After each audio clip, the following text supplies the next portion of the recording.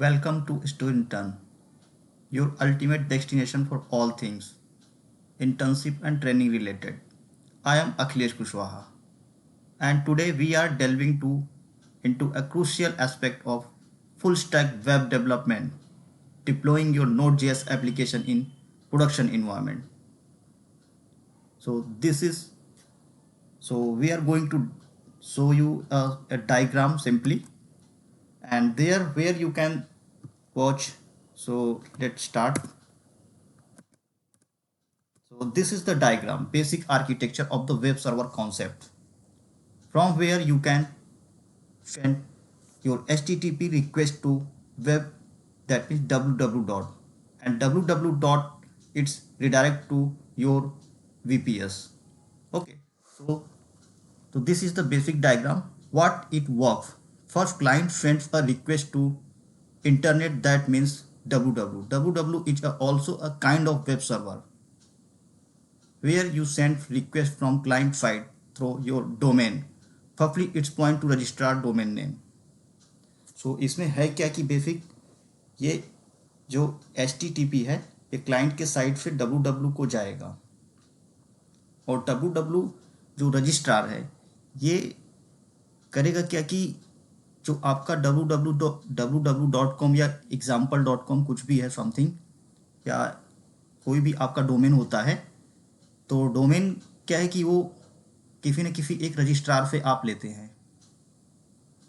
Registrar आपका हो सकता है GoDaddy.com, HostGator, या बहुत सारे जो मार्केट में जो डोमेन प्रोवाइडर हैं, सर्विस प्रोवाइडर, वो आपके रजिस्ट्रार हो सकते हैं. वहाँ पे जहाँ से आप खरीदते हैं वही आपके रजिस्ट्रार हैं, और ये रजिस्ट्रार के पास अपना एक खुद का नेम सर्वर होता है. जब डोमेन खरीदेंगे तो नेम सर्वर भी आपको साथ के साथ मिल जाएगा, और जैसे ही आप www.example.com अगर आप हिट करते हैं अपने ब्राउज़र से, तो ये जाता है www को, जो कि ग्लोबल इंटरनेट है. और ग्लोबल इंटरनेट पर जैसे ही आपका रिक्वेस्ट पहुंचता है, ये तुरंत देखता है कि ये जो डोमेन से रिक्वेस्ट आया है ये किस नेम सर्वर से आया है.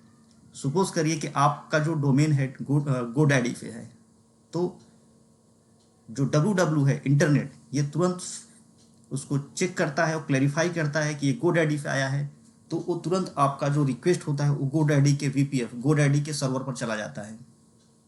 और GoDaddy क्या है कि एक वर्चुअल प्राइवेट सर्विस या सर्विस प्रोवाइडर है. एक तरह से इंटरनेट का जो भी बिजनेस नीड्स होता है उसका इंफ्रास्ट्रक्चर वो प्रोवाइड करता है बहुत ही रिलायबल कॉस्ट में. तो इसमें क्या है कि वो वहाँ पर हमारा बहुत से VPS होगा, 1 2 3 4 या कई VPS हो सकते हैं.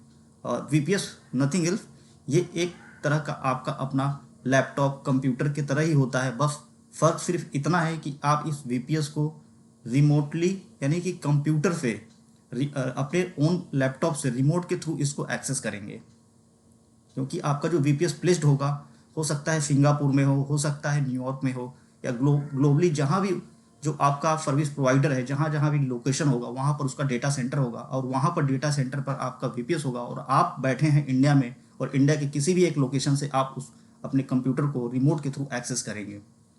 SSH कनेक्ट के थ्रू या जो भी मीडियम होगा वो हम आगे डिस्कस करेंगे चैप्टर में. और एक VPS अगर वर्चुअली हम खरीद लेते हैं, जिसका हम मंथली कुछ चार्ज पे करेंगे या एनुअली चार्ज पे करेंगे, तो वो जो सर्विस प्रोवाइडर होगा उसका प्राइसिंग होगा, और प्राइसिंग के अकॉर्डिंग हम अपना जो भी सूटेबल प्लान होगा वो प्लान परचेज करेंगे.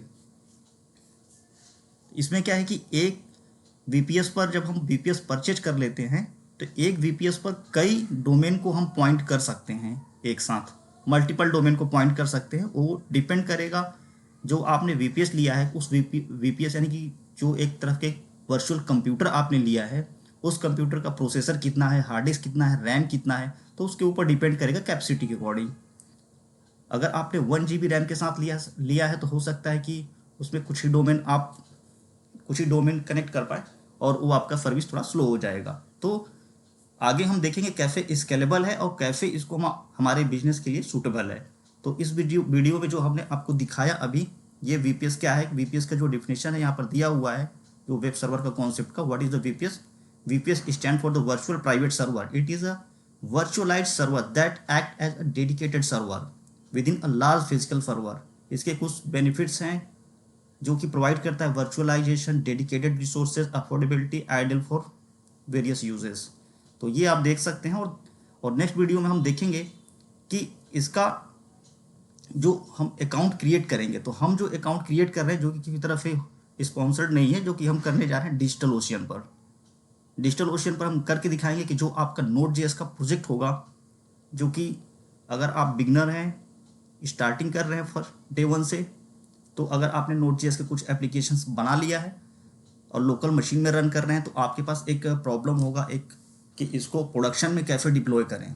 तो जो भी 1 to 1 जो भी स्टेप बाय स्टेप प्रोसेस होगा कि प्रोडक्शन लेवल पे इसको कैसे डिप्लॉय करें पूरा का पूरा आपका Node.js प्रोजेक्ट, तो ये हम फ्रॉम द स्क्रैच यानी कि स्टेप बाय स्टेप जो भी एस्पेक्ट या जो भी पहलू होगा हम सब कवर करेंगे इस वीडियो में। और नेक्स्ट वीडियो में हम देखते हैं कि अपना अकाउंट डिजिटल ओशियन पर क्रिएट कैसे करते हैं। ओके।